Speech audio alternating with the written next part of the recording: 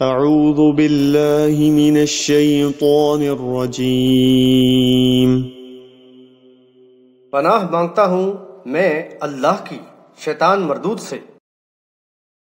وقالت اليهود عزير ابن الله وقالت النصارى المسيح ابن الله ذلك قولهم بأفواههم يضاهئون قول الذين كفروا من قبل قاتلهم الله أنى يؤفكون۔ اور یہودیوں نے کہا کہ عزیر اللہ کا بیٹا ہے، اور نصارہ نے کہا کہ مسیح اللہ کا بیٹا ہے۔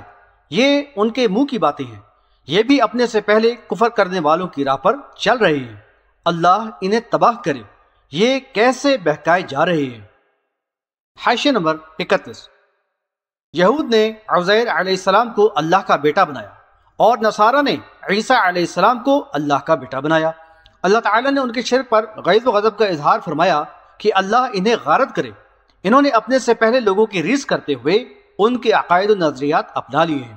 ہندوؤں اور یونانیوں نے قدیم قوموں کی طرح اپنے اکابرین کی عقیدت و محبت میں اس قدر غلو کیا کہ ان کو اللہ کی ذات و صفات میں شریک کر لیا۔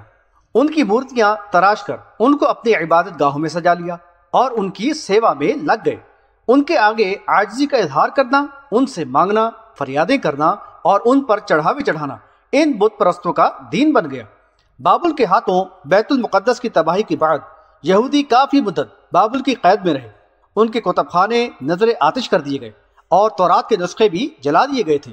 چنانچہ دوران اسیری کتاب اللہ سے دوری اور محرومی کے سبب اس کی تعلیمات کو یکسر فراموش کر کے مقامی لوگوں کے مشرکانہ نظریات سے متاثر ہوتے رہے۔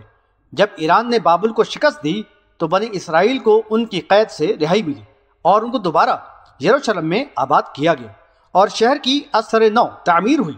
عزیر علیہ السلام کا نام قرآن میں صرف ایک جگہ اسی سورہ میں آیا ہے، کسی اور جگہ نام کے ساتھ ذکر نہیں آیا، اور احادیث پہ بھی کوئی وضاحت نہیں ملتی۔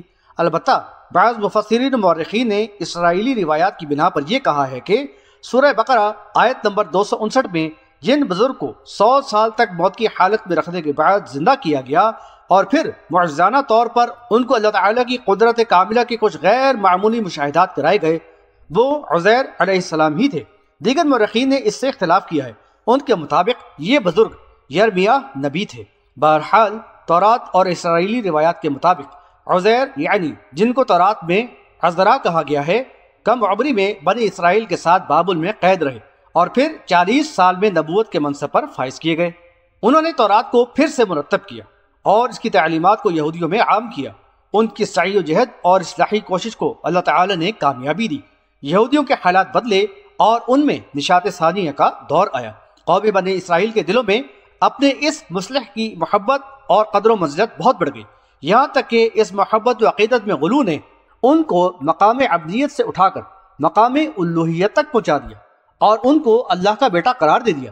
اسی طرح نصارہ نے عیسیٰ علیہ السلام کی معجزاتی پیدائش اور ان کے معجزات کو ان کے ذاتی کمالات قرار دے کر ان کو اللہ کی ذات میں شریک کر دیا اور ابنیت کا عقیدہ اپنا لیا۔ یہ مضمون سورۃ المائدہ آیت نمبر 17 اور 72 میں بھی آ چکا ہے، وہاں اس سورہ کے حاشیے 37 اور 125 میں تفصیل ملاحظہ کر لیں۔ اتخذوا احبارهم ورهبانهم اربابا من دون الله والمسيح ابن مريم وما امروا الا ليعبدوا الها واحدا لا اله الا هو سبحانہ عما یشرکون۔ انہوں نے اپنے علماء و مشائخ اور مسیح ابن مریم کو اللہ کے سوا اپنا رب بنا لیا ہے، حالانکہ انہیں تو صرف الہ واحد کی بندگی کا حکم دیا گیا تھا جس کے سوا کوئی الہ نہیں، وہ یعنی اللہ اس شرک سے پاک ہے جو یہ لوگ کرتے ہیں۔ حاشیہ نمبر 32۔ قوموں کے بگاڑ میں ان کے با اثر لوگ خصوصاً علماء و مشائخ ہی مؤثر کردار ادا کرتے رہے ہیں۔ عوام ان کے علم اور ظاہری زہد و تقوی سے اس قدر متاثر اور مرعوب ہو جاتے ہیں کہ ان کی ہر بات کو من و عن تسلیم کر لیتے ہیں، یہاں تک کہ پھر کتاب اللہ کے دلائل کی بھی ان کی نظر میں کوئی بقایت نہیں رہتی، گویا اپنے مولویوں اور پیروں کی بات کو کتاب اللہ کی آیات میں فوقیت دینے لگتے ہیں۔ ان کو رب بنانے کا یہی مفہوم ہے۔ اہل کتاب نے اپنے علماء اور اکابر کو رب بنا لیا اور ان کے کہنے میں آ کر عیسیٰ علیہ السلام کو الہ بنا لیا۔ عدی بن حاتم رضی اللہ عنہ بیان کرتے ہیں کہ میں نبی صلی اللہ علیہ وسلم کی خدمت میں حاضر ہوا، اس وقت میرے گلے میں سونے کی سلیب تھی۔ نبی صلی اللہ علیہ وسلم نے فرمایا، عدی اس بت کو اپنے پاس سے دور کر دو، اور میں نے نبی صلی اللہ علیہ وسلم کو سورہ براءت کی یہ آیت اتخذوا احبارهم ورهبانهم اربابا من دون اللہ پڑھتے ہوئے سنا۔ نبی صلی اللہ علیہ وسلم نے فرمایا کہ ایسا تو نہیں تھا کہ وہ لوگ یعنی واقعی ان کی عبادت کرتے ہوں، البتہ اگر وہ ان کے لیے کسی چیز کو حلال قرار دیتے تو وہ اس کو مان لیتے، اور اگر وہ کسی چیز کو حرام کر دیتے تو اس کو حرام سمجھ لیتے۔ بحوالہ ترمذی ابواب التفسیر، تفسیر سورۃ التوبہ۔ حلال و حرام کا اختیار صرف اور صرف اللہ تعالیٰ ہی کو ہے، کسی اور کو شریعت سازی کا اختیار دینا اس کو رب مان لینے کے مترادف ہے۔ اس آیت میں اندھی تقلید کرنے والوں کے لیے سخت تنبیہ ہے۔ دراصل اکابر پرستی جب حد سے تجاوز کر جاتی ہے اور کتاب اللہ سے تحقیق کا جذبہ مفقود ہو جاتا ہے تو پھر بن گھڑت روایات اور اکابرین کے اقوال کو بنیاد بنا کر مشرکانہ عقائد کو ایمان میں شامل کر لیا جاتا ہے، یہاں تک کہ اللہ کی ذات و صفات میں شرک قوموں کے ایمان کا جزو لا نافع بن جاتا ہے۔ افسوس کا مقام ہے کہ آج یہ کلمہ گو امت بھی اسی مرض میں مبتلا ہے۔ شرک و بدعات میں کسی بھی طرح سابقہ امتوں سے پیچھے نہیں رہی، البتہ ابنیت کے عقیدے کی جگہ انہوں نے اپنے سے پہلے لوگوں کی ریس کرتے ہوئے خود ساختہ نور من نور اللہ کا عقیدہ اپنا کر اللہ کے رسول کو اللہ کی ذات میں شریک کر لیا ہے۔ حاشیہ نمبر 33۔ انسان کو الہ واحد کی بندگی کا حکم دیا گیا، یوم الست اسی کا اس سے عہد لیا گیا تھا، اور یہی صرف اس کی فطرت میں رکھی گئی ہے۔ پھر ہر نبی علیہ السلام نے اپنی دعوت میں اس مرکزی نقطے پر زور دیا، اور کتاب اللہ میں اس کی تاکید کی جاتی رہی ہے کہ لوگو تمہارا خالق و مالک اور مدبر الامور صرف اور صرف اللہ تعالی ہے، وہی اکیلا معبود ہے اور اس کا کوئی بھی شریک نہیں۔ بحوالہ سورہ یوسف آیت نمبر 40 اور سورۃ الفرقان آیت نمبر 2۔ لیکن اپنے دشمن شیطان اور احبار و رہبان کے بہکاوے میں آ کر انسان اپنے ایمان کو شرک سے آلودہ کر لیتا ہے۔ بلا شبہ اللہ تبارک و تعالی ان کے شرک سے پاک ہے، اس کی ذات اعلیٰ و ارفع ہے اور ان کے مشرکانہ عقائد و اعمال سے منزہ اور مبرہ ہے۔ يريدون أن يطفئوا نور الله بأفواههم ويأبى الله إلا أن يتم نوره ولو كره الكافرون۔ یہ چاہتے ہیں کہ اللہ کے نور یعنی ہدایت کو اپنے منہ یعنی کی پھونکوں سے بجھا دیں، مگر اللہ اس پر راضی نہیں، وہ اپنے نور کو مکمل کر کے ہی رہے گا، خواہ کافروں کو کتنا ہی ناگوار ہو۔ حاشیہ نمبر 34۔ اللہ کے نور سے مراد نور ہدایت ہے، جو کتاب اللہ کی شکل میں اللہ کی آخری رسول صلی اللہ علیہ وسلم پر نازل ہوا، یعنی اس پر تفصیلی بحث کے لیے ملاحظہ ہو سورۃ النساء حاشیہ نمبر 270۔ اللہ تعالیٰ کی روشن کی ہوئی اس شمع ہدایت کو ساری دنیا کے مخالف ہواؤں کے جھکڑ بھی کوئی نقصان نہ پہنچا سکیں گے۔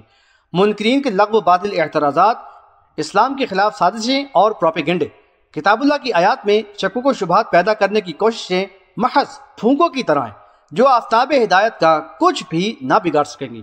جس طرح کے پھونکوں سے سورج کی روشنی کو مدھم نہیں کیا جا سکتا، اللہ رب العزت کی مشیت یہی ہے کہ یہ نور ہدایت چار دانگے عالم میں پھیل جائے اور کفر و شرک و جہالت کی تاریکی مٹ جائے۔ یہ منصوبہ پایہ تکمیل تک پہنچ کر رہے گا، خواہ ان کفار کو کتنا ہی ناگوار کیوں نہ گزرے۔ هو الذي أرسل رسوله بالهدى ودين الحق ليظهره على الدين كله ولو كره المشركون۔ وہی یعنی اللہ ہے جس نے اپنے رسول کو ہدایت اور سچے دین کے ساتھ بھیجا تاکہ وہ اسے ہر یعنی دوسرے دین پر غالب کر دے، خواہ مشرکوں پر یہ کتنا ہی گراں گزرے۔ حاشیہ نمبر 35۔ اظہار دین سے مراد دین کا غلبہ، برتری اور فوقیت ہے۔ اسی منصوبے و مقصد کے تحت اللہ رب العزت نے اپنے رسول صلی اللہ علیہ وسلم کو ہدایت اور دین حق کے ساتھ بھیجا تاکہ اس کو تمام ادیان پر غالب کر دے، خواہ مشرکوں پر یہ کتنا ہی گراں گزرے۔ دراصل نبی کی بعثت کا مقصد ہی یہ بتایا گیا کہ لوگ اللہ کی بندگی کریں اور یعنی غیر اللہ کی بندگی کرانے والے طاغوت سے اجتناب کریں، بحوالہ سورۃ النحل آیت نمبر 36۔ یہ منصوبہ جب پایہ تکمیل تک پہنچتا ہے تو الہ واحد کی بندگی کا دین یعنی دین اسلام ادیان باطلہ پر غالب ہو جاتا ہے۔ نظریاتی لحاظ سے تو اسلام کو ہمیشہ ہی فوقیت رہی ہے، لیکن مشیت الہی کے تحت صدیوں تک اللہ کی تائید و نصرت سے اہل ایمان کو منکرین حق پر سیاسی و مادی غلبہ بھی حاصل رہا ہے۔ چنانچہ اقوام عالم میں بنی اسرائیل کو فضیلت ملنے کا قرآن میں متعدد مقامات پر ذکر ہے۔ انبیاء علیہ السلام پر ایمان لانے والوں کو اقتدار بھی عطا کیا گیا۔ سورہ صف میں بتایا گیا کہ عیسیٰ علیہ السلام پر ایمان لانے والوں کو کفار پر غلبہ عطا کیا گیا، بحوالہ سورۃ الصف آیت نمبر 14۔ اب اپنے آخری رسول صلی اللہ علیہ وسلم کو اسی مقصد کے تحت ہدایت اور سچے دین کے ساتھ مبعوث فرمایا گیا۔ پھر حق و باطل کی طویل کشمکش کے بعد قرآن کی تعلیمات اور رسول صلی اللہ علیہ وسلم کی تربیت سے انصار و مہاجرین کی وہ باہمت مجاہد قوم تیار ہوئی جس کو عرب و عجم پر غالب کر کے خلافت عرضی کے منصب پر فائز کر دیا گیا۔ صحابہ کرام رضی اللہ عنہم ذہانت و فراست اور اعلیٰ اخلاق کے ساتھ ساتھ تقوی کے اعلیٰ معیار کے حامل تھے اور صحیح معنوں میں اس منصب کے اہل تھے۔ اللہ تعالی ہمیں ان کے نقوش راہ پر چلنے کی توفیق عطا فرمائے، آمین۔ یہاں یہ وضاحت ضروری ہے کہ خیر القرون کے بعد امت مسلمہ دنیا پرستی کی طرف مائل ہوئی تو بتدریج بگاڑ پیدا ہوا، تفرقہ پردازی کے ساتھ ساتھ عقائد و اعمال میں شرک کی آمیزش ہوئی اور ان میں اخلاقی انحطاط آیا اور بالآخر ان کو اس منصب سے معزول کر دیا گیا۔ آج یہ بگاڑ انتہا کو پہنچا ہوا ہے اور اقوام عالم میں ہر لحاظ سے یہ امت پستی اور خاری سے دوچار ہے۔ تاہم اللہ تعالی نے اپنے آخری رسول پر نازل شدہ قرآن اور دین اسلام کو قیامت تک کے لیے محفوظ کر دیا ہے اور بلا شبہ دین حق کو ہر لحاظ سے دیگر ادیان پر برتری اور فوقیت حاصل ہے۔ اب جو بھی حق کا متلاشی ہو وہ قرآن و حدیث کا بغور مطالعہ کر کے راہ راست پا سکتا ہے۔